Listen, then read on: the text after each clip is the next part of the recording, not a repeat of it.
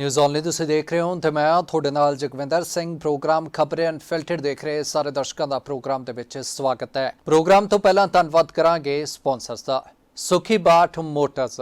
ਸੁਖੀ ਬਾਠ ਮੋਟਰਸ ਨਾਲ ਹੁਣ ਤੁਸੀਂ ਵੀ ਕਰੋ ਆਪਣੀ ਡ੍ਰੀਮ ਕਾਰ ਲੈਣ ਦਾ ਸੁਪਨਾ ਸੱਚ ਵਿੱਚ ਵੀ ਕਾਰ ਤੇ ਵੀ ਮਿਲੇਗੀ ਵਾਰੰਟੀ ਓਨਲੀ ਔਨ ਸੁਖੀ ਬਾਠ ਮੋਟਰਸ। ਫਰੂਟੀ ਕਰਨਾ ਬਿਲਕੁਲ ਨੈਚੁਰਲ ਤਰੀਕੇ ਨਾਲ ਪੱਕੇ ਹੋਏ ਮਿੱਠੇ ਅੰਬ ਜੇਕਰ ਤੁਸੀਂ ਵੀ ਖਾਣਾ ਚਾਹੁੰਦੇ ਹੋ ਤਾਂ ਸਿਰਫ ਫਰੂਟੀ ਕਰਨਾ ਹੀ ਜਾਣਾ।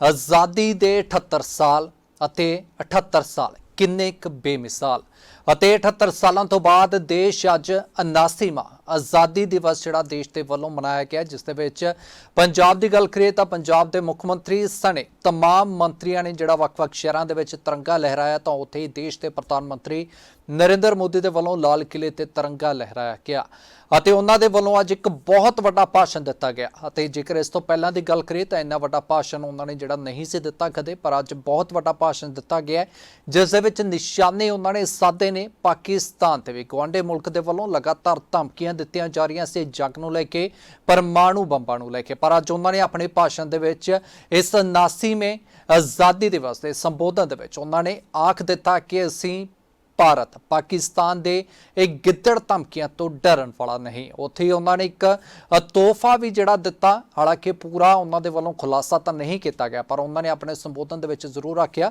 ਕਿ ਦੀਵਾਲੀ ਤੋਂ ਪਹਿਲਾਂ ਇੱਕ ਬਹੁਤ ਵੱਡਾ ਤੋਹਫਾ ਜਿਹੜਾ ਦੇਸ਼ ਵਾਸੀਆਂ ਨੂੰ ਦਿੱਤਾ ਜਾਵੇਗਾ, ਜਿਸ ਦੇ ਵਿੱਚ ਹੁਣ ਇਹ ਕਿਤੇ ਨਾ ਕਿਤੇ ਕਿਆਸ ਲੱਗ ਰਹੇ ਨੇ ਕਿ GST ਦਰਾਂ ਦੇ ਵਿੱਚ ਜਿਹੜੀ ਕਟੌਤੀ ਕੀਤੀ ਜਾ ਸਕਦੀ ਹੈ ਅਤੇ ਇਹੀ ਜਿਹੜਾ ਤੋਹਫਾ ਹੋਵੇਗਾ ਦੀਵਾਲੀ ਤੇ ਦੇਸ਼ ਵਾਸੀਆਂ ਨੂੰ ਪ੍ਰਧਾਨ ਮੰਤਰੀ ਨਰਿੰਦਰ ਮੋਦੀ ਹੋਣਾ ਦੇ ਵੱਲੋਂ ਦਿੱਤਾ ਜਾਵੇਗਾ। ਤਾਂ ਤੁਹਾਨੂੰ ਅੱਜ ਉਹਨਾਂ ਦਾ ਭਾਸ਼ਣ ਸੁਣਾਉਣੇ ਆ। ਉਹਨਾਂ ਨੇ ਜੋ ਸੰਬੋਧਨ ਕੀਤਾ ਲਾਲ ਕਿਲੇ ਤੋਂ, ਅਤੇ ਉਸ ਮੌਕੇ ਉਹਨਾਂ ਨੇ ਕਿਸ ਤਰੀਕੇ ਦੇ ਨਾਲ ਗੁਆਂਢੀ ਮੁਲਕ ਪਾਕਿਸਤਾਨ ਨੂੰ ਇਸ ਖਾਸ ਦਿਨ ਭਾਰਤ ਦੇ 79ਵੇਂ ਆਜ਼ਾਦੀ ਦਿਵਸ ਤੇ ਆਜ਼ਾਦੀ ਦਿਹਾੜੇ ਤੇ ਉਹਨਾਂ ਨੇ ਕੀ ਕੁਝ ਪਲਟਵਾਰ ਕੀ ਕੁਝ ਜਵਾਬ ਦਿੱਤਾ ਹੈ पाकिस्तान मुल्क को। हमारी प्राण से भी प्यारी मातृभूमि का जयगान है।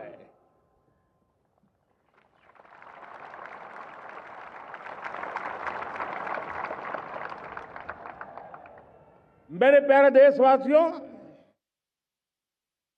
सन 47 में अनंत संभावनाओं के साथ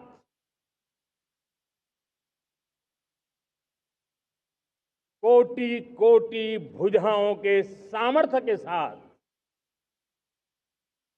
हमारा देश आजाद हुआ। देश की आकांक्षाएं उड़ाने भर रही थी, लेकिन चुनौतियां उससे भी कुछ ज्यादा थी। पूज्य बापू के सिद्धांतों पर चलते हुए संविधान सभा के सदस्यों ने एक बहुत ही महत्वपूर्ण दायित्व निभाया। भारत का संविधान गत 75 वर्ष से एक प्रकाश स्तंभ बन करके हमें मार्ग दिखाता रहा है। भारत के संविधान निर्माता अनेक विद महापुरुष डॉक्टर राजेंद्र प्रसाद, बाबा साहब आंबेडकर, पंडित नेहरू, सरदार वल्लभ भाई पटेल, डॉक्टर सर्वपल्ली राधाकृष्णन जी, इतना ही नहीं, हमारी नारी शक्ति का भी योगदान कम नहीं था।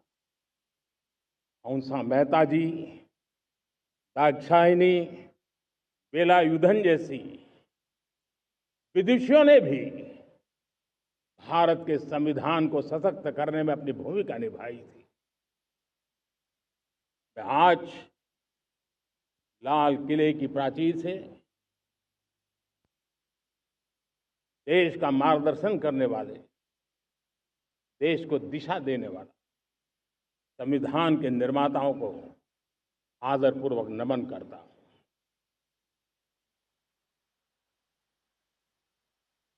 मेरे प्यारे देशवासियों, हम आज डॉक्टर श्यामा प्रसाद मुखर्जी की 125वीं जयंती भी मना रहे हैं। डॉक्टर श्यामा प्रसाद मुखर्जी भारत के संविधान के लिए बलिदान देने वाले देश के पहले महापुरुष थे। संविधान के लिए बलिदान, धारा 370 की दीवार गिराकर एक देश एक संविधान के मंत्र को जब हमने साकार किया तो हमने डॉक्टर श्यामा प्रसाद मुखर्जी को सच्ची श्रद्धांजलि दी। लाल किले पर आज कई विशेष महानुभाव उपस्थित हैं। दूर सुदूर गांव के पंचायतों के सदस्य हैं, ड्रोन दीदी के प्रतिनिधि हैं, लखपति दीदी की प्रतिनिधि हैं, खेल जगत से जुड़े लोग हैं, राष्ट्र जीवन में कुछ न कुछ देने वाले यहां महानुभाव उपस्थित हैं। एक प्रकार से यहां मेरी आंखों के सामने मैं लघु भारत के दर्शन कर रहा हूं और टेक्नोलॉजी के माध्यम से विशाल भारत के साथ भी आज लाल किला जुड़ा हुआ है। मैं आजादी के इस महापर्व पर देशवासियों का, विश्व भर में फैलाए हुए भारत प्रेमियों का, हमारे मित्रों का हृदय से बहुत बहुत अभिनंदन करता हूं। साथियों, प्रकृति हम सब की परीक्षा ले रही है। पिछले कुछ दिनों में प्राकृतिक आपदाएं, भूस्खलन, बादलों का फटना, न जाने कितनी कितनी आपदाएं हम झेल रहे हैं। पीड़ितों के साथ हमारी संवेदना है। राज्य सरकारें और केंद्र सरकार मिलकर के बचाव के काम, राहत के काम, पुनर्वसन के काम में पूरी शक्ति से जुटे हुए हैं। साथियों, आज 15 अगस्त का एक विशेष महत्व भी मैं देख रहा। मुझे बहुत गर्व हो रहा है। आज मुझे लाल किले की प्राचीर से ऑपरेशन सिंदूर के वीर जाबाजों को सैल्यूट करने का अवसर मिला है।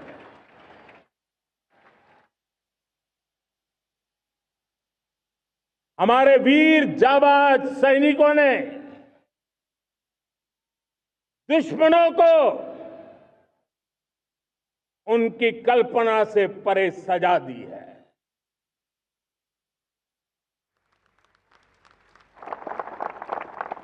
और इस अपील को पहलगाम में सीमा पार से आतंकियों ने आकर के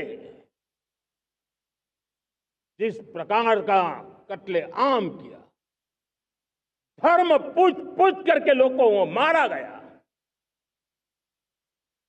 पत्नी के सामने पति को गोलियां दी, बच्चों के सामने अपने पिता को मौत के घाट उतार दिया गया। पूरा हिंदुस्तान आक्रोश से भरा हुआ था। पूरा विश्व भी इस प्रकार से संहार से चौंक गया था। मेरे प्यारे देशवासियों, ऑपरेशन सिंदूर उसी आक्रोश की अभिव्यक्ति है।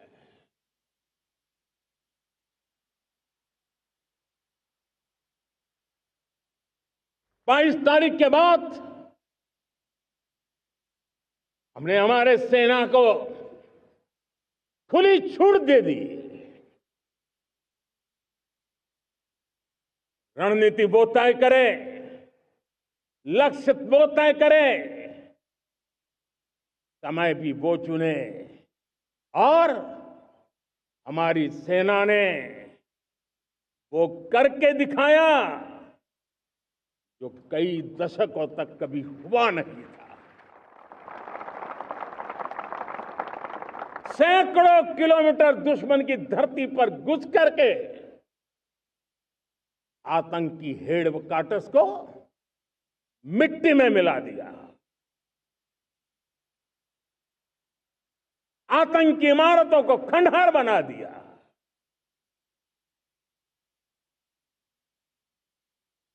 पाकिस्तान की नींद अभी भी उड़ी हुई है।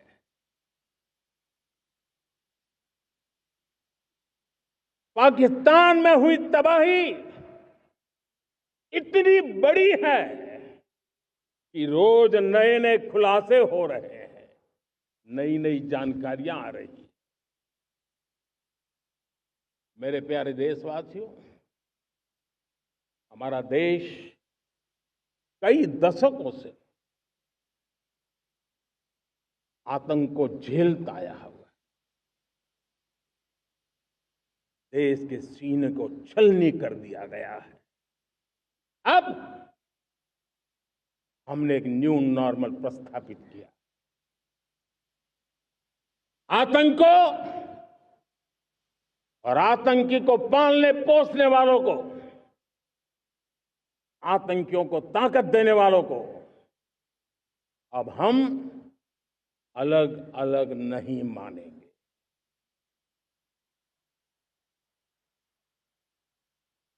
वो मानवता के समान दुश्मन है, उनके बीच कोई फर्क नहीं है। अब भारत ने तय कर लिया है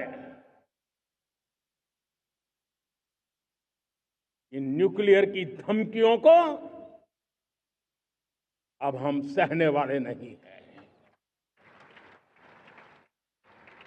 न्यूक्लियर ब्लैकमेल लंबे अरसे से चलाया, अब वो ब्लैकमेल नहीं सहा जाएगा।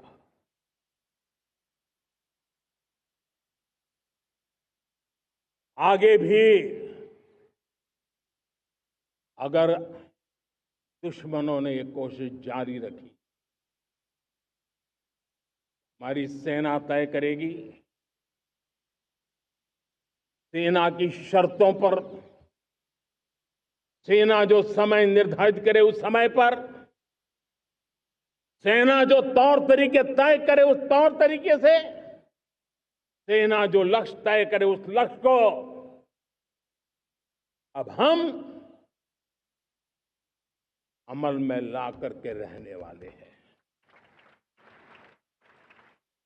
हम मुंह तोड़ जवाब देंगे। मेरे प्यारे देशवासियों, भारत ने तय कर लिया है,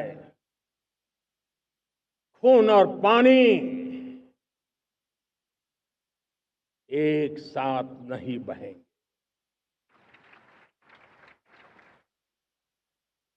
अब देशवासियों को भली भांति पता चला है कि सिंधु का समझौता कितना अन्यायपूर्ण है, कितना एक तरफा है।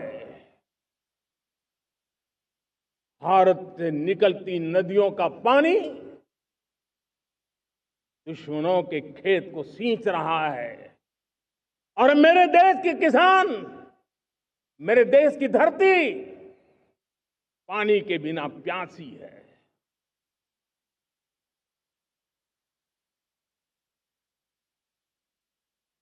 ये ऐसा समझौता था जिसने पिछले 7 दशक से मेरे देश के किसानों का अकल्पनीय नुकसान किया है।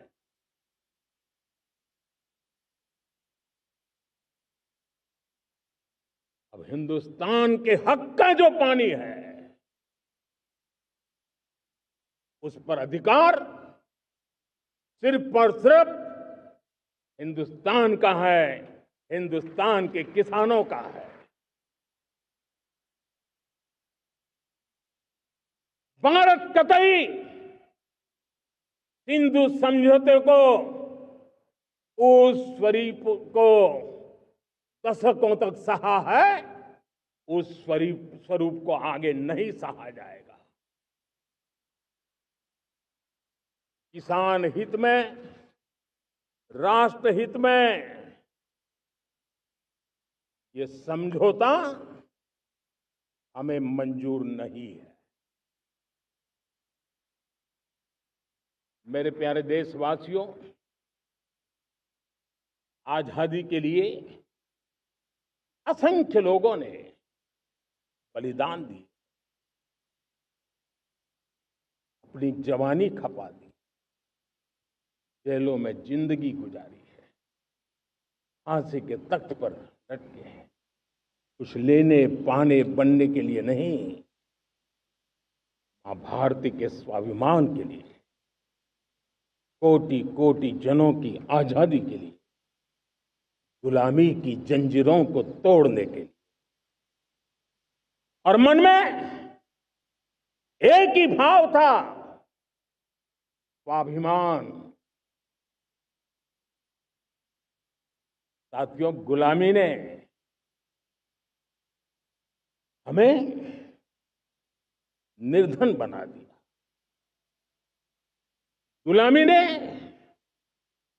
हमें निर्भर भी बना दिया, औरों पर हमारी निर्भरता बढ़ती गई। हम सब जानते हैं, आजादी के बाद कोटि कोटि जनों के पेट भरना बड़ी चुनौती थी। लेकिन यही मेरे देश के किसान हैं जिन्होंने खून पसीना एक करके देश के अन्न के भंडार भर दिए।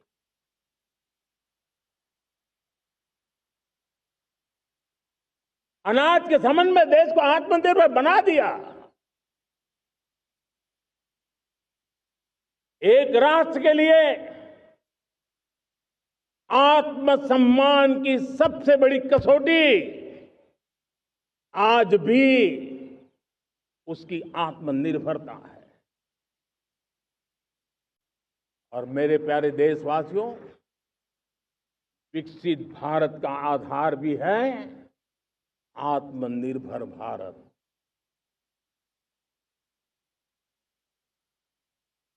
जो दूसरों पर ज्यादा निर्भर रहता है, उसकी आजादी पर उतना ही बड़ा प्रश्न चिन्ह लग जाता है।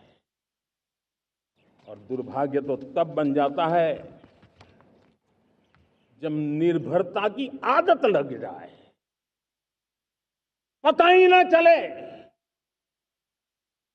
हम कब आत्मनिर्भरता छोड़ रहे हैं और कब किसी के निर्भर हो जाते हैं।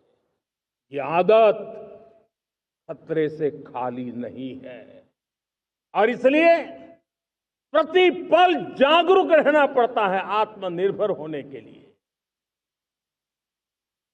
और मेरे प्यारे देशवासियों, आत्मनिर्भरता का नाता सिर्फ आयात और निर्यात, रुपये, पैसे, पाउंड, डॉलर यहां तक सीमित नहीं है। इतना सीमित अर्थ उसका नहीं है। आत्मनिर्भरता का नाता हमारे सामर्थ्य से जुड़ा हुआ है। और जब आत्मनिर्भरता खत्म होने लगती है तो सामर्थ्य भी निरंतर क्षीण होता जाता है। ਤਾਂ ਤੁਸੀਂ ਸੁਣਿਆ ਜੋ ਭਾਸ਼ਣ, ਜੋ ਸੰਬੋਧਨ ਅੱਜ ਪ੍ਰਧਾਨ ਮੰਤਰੀ ਨਰਿੰਦਰ ਮੋਦੀ ਹੋਣਾ ਦੇ ਵੱਲੋਂ ਕੀਤਾ ਗਿਆ ਤੇ ਸਿੱਧੇ ਤੌਰ ਤੇ ਉਹਨਾਂ ਨੇ ਹੁਣ ਚੇਤਾਵਨੀ ਪਾਕਿਸਤਾਨ ਨੂੰ ਵੀ ਦੇ ਦਿੱਤੀ ਹੈ ਕਿ ਅਸੀਂ ਤੁਹਾਡੀਆਂ ਗਿੱਦੜ ਧਮਕੀਆਂ ਤੋਂ ਡਰਨ ਵਾਲੇ ਨਹੀਂ ਆ। ਤੁਸੀਂ ਇਹ ਧਮਕੀਆਂ ਦੇਣਾ ਬੰਦ ਕਰ ਦੇਵੋ, ਨਹੀਂ ਤਾਂ ਨੁਕਸਾਨ ਜਿਹੜਾ ਤੁਹਾਨੂੰ ਹੀ ਹੋਵੇਗਾ। ਫਿਲਹਾਲ ਅੱਜ ਦੇ ਇਸ 79ਵੇਂ ਆਜ਼ਾਦੀ ਦਿਹਾੜੇ ਤੇ ਪ੍ਰੋਗਰਾਮ ਦੇ ਵਿੱਚ ਇੰਨਾ ਹੀ। ਮੈਨੂੰ ਦਿਓ ਇਜਾਜ਼ਤ। ਹੋਰ ਖਬਰਾਂ ਲਈ ਤੁਸੀਂ ਦੇਖਦੇ ਰਹੋ ਨਿਊਜ਼ ਔਨ ਲਈ।